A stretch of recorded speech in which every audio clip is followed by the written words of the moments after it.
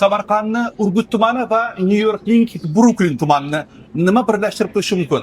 Albatta bizni vatandoshlar va urgutcha osh.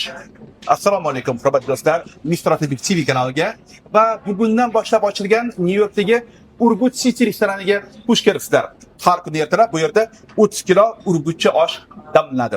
Aytingchi, aynan urgutcha oshi Samarqandning boshqa oshlardan qanaqa asosiy farqi bor?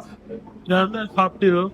Ammo eshitmay qaraganda Nyu-Yorkda ba'zi bir mumkin bo'lgan va O'zbekistonda umuman mumkin bo'lmagan narsalar bu yerga qo'shib turar ekan. Shu rostmi? Haberim yok. Lekin Urgut tuman ichki ishlar xodimlarining xabari bor. Hurmatli do'stlar, aynan mana shu restoranga bizning vatandoshlarimiz bemalol farzandlari bilan kelishlari mumkin. Nimaga?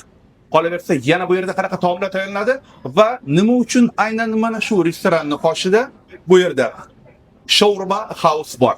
Va eng asosiysi, mana eng yaxshi ko'rgan qovoqli somsalar bu yerda tayyorlanadimi yoki yo'qmi? Bularning hammasini bugungi video orqali bilib olamiz.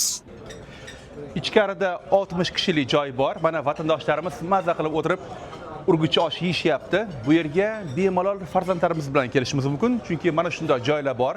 Maxsus odam bo'ladi bu yerda. Aynan o'sha odam bolajonlarga qarab o'tiradi. Bu yerda esa mana o'sha Amerikada tug'ilgan bizning o'zbekistonlik bolajonlar. Va alaykum assalom, baraka topinglar. Albatta kattalar bilan o'tirish bu yaxshi, lekin men ko'proq Amerikada, aynan Amerikada tug'ilgan o'zbek bolajonlar bilan birga o'tirib, osh yeb, mazza qilib suhbatlashishni yaxshi ko'raman. Qalaysizlar, yaxshimisizlar? Yaxshi. Juda ham yaxshi, menda ham yaxshi. Qara, oshni birgalikda yeymiz. Sizlar oshga qayerda? Tezroq osh olib kelmaysizlarmi?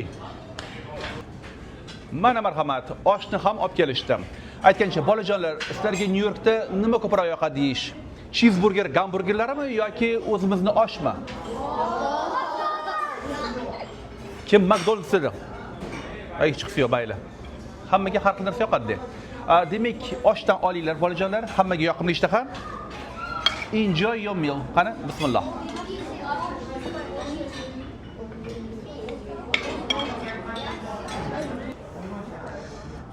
Urgut City restoranida 160 kishilik joy bor. Shuning uchun bu yerda bemalol to'ylar, tug'ilgan kunlar, yubileylar va qolaversa milliy urf-odatlarimiz bilan bog'liq bo'lgan har qanday tadbirlarni o'tkazishga imkoniyat bor. Aytgancha, aynan mana shu restoranning bir devor qo'shnisi beparosat. Siz ko'rib turgan shawarma house. Bu yerni ham bizni vatandoshlarimiz ochgan.